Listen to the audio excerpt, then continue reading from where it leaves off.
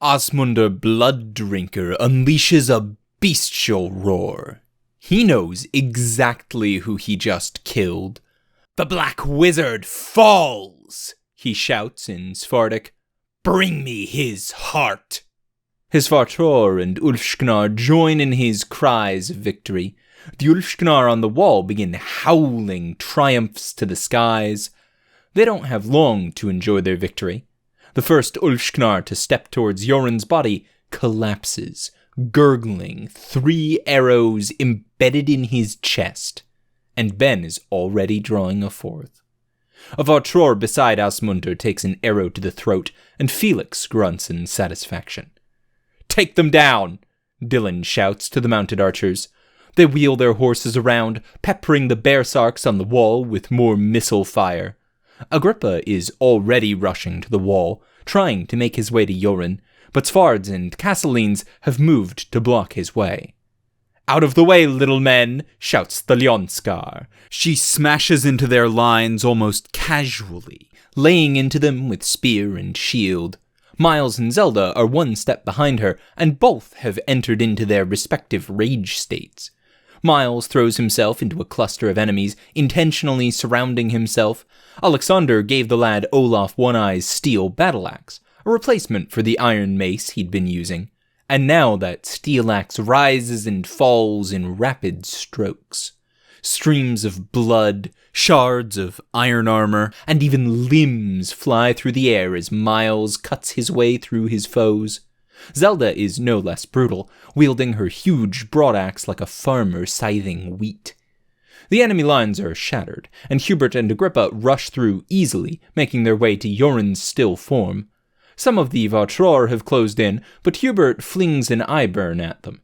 The acrid liquid blinds them, burns in their mouths and nostrils, leaves them reeling, at which point they are hammered to the ground by the concentrated fire from below.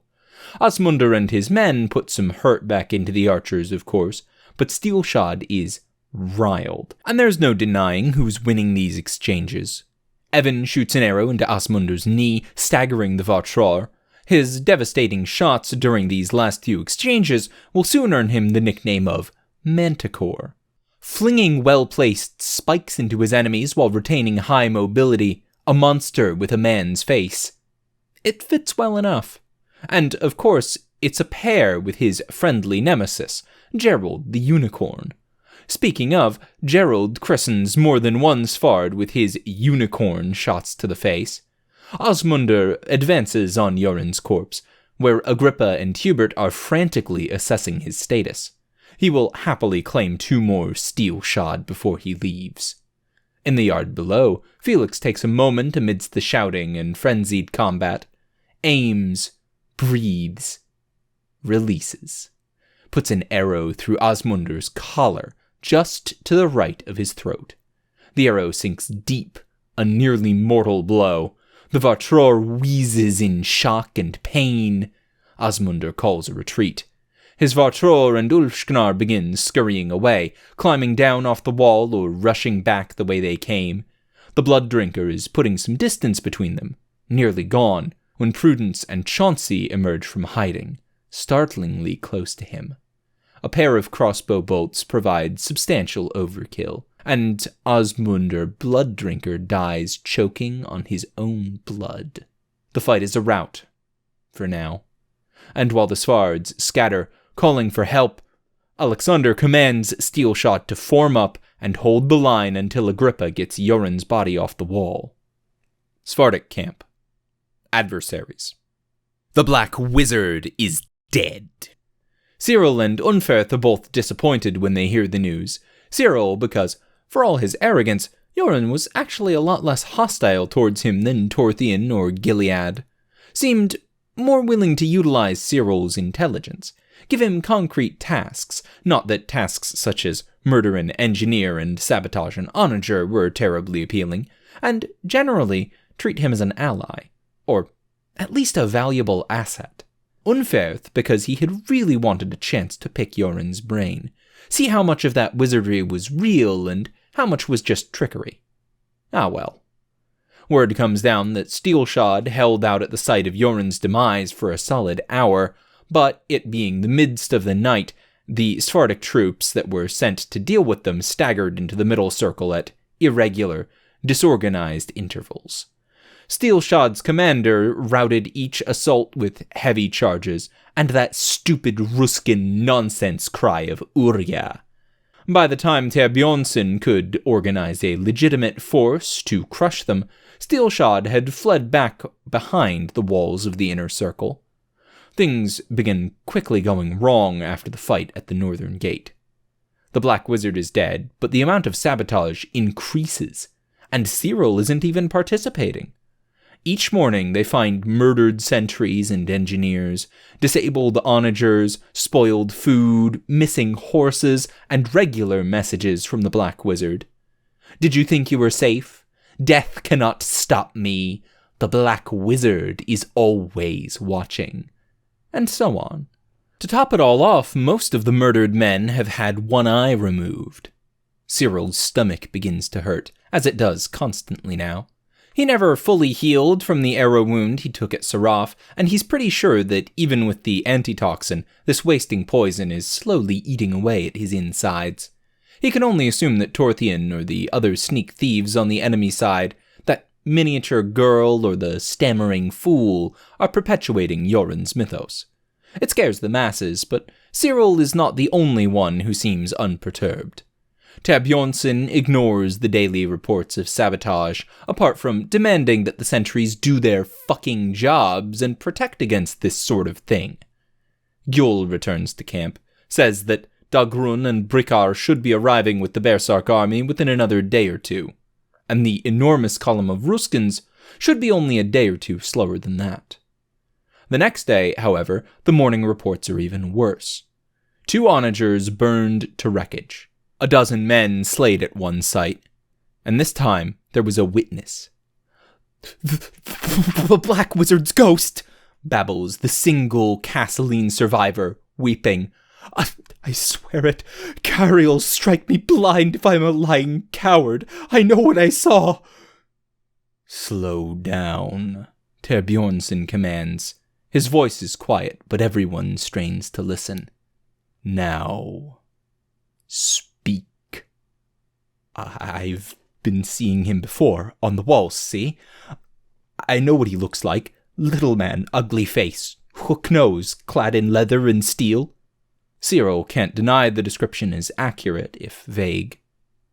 And you saw him alive, Terbjornsson says. No, not alive, a ghost.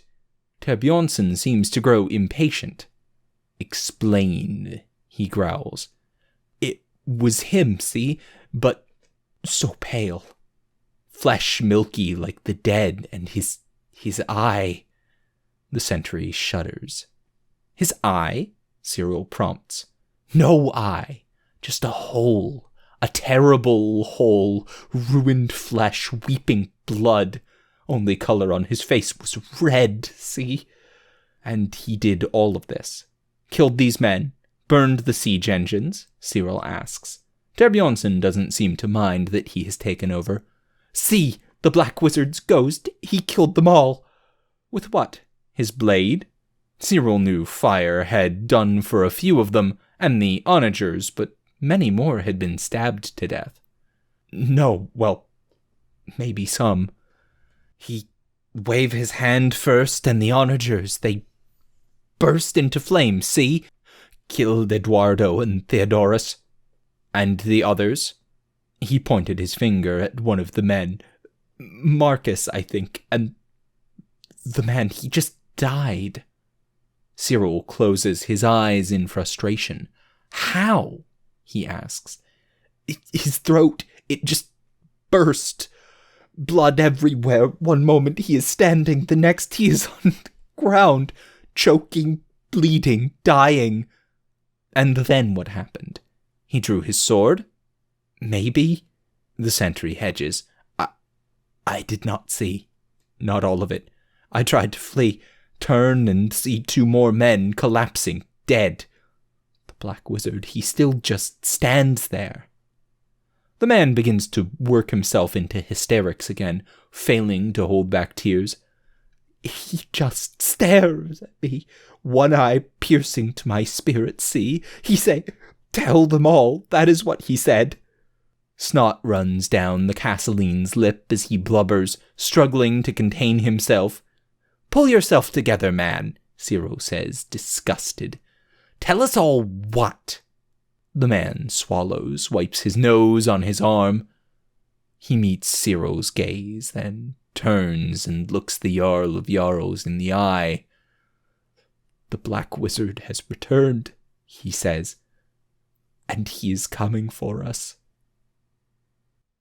Thank you for tuning in to Steelshod, a series by Mostly Rights, narrated by Tailforge. You can find every chapter in text format, as well as character sheets, setting information, maps, and rule documents on the Steelshod tabletop system in the link below. If you'd like to support the channel, you can pop down to the description and use the Patreon link for recurring donations, the paypal.me link for one-time donations, the Teespring link for shirts with the incredibly cool background art by Nobody, or use the DriveThruRPG affiliate link the next time you're looking to try a new system.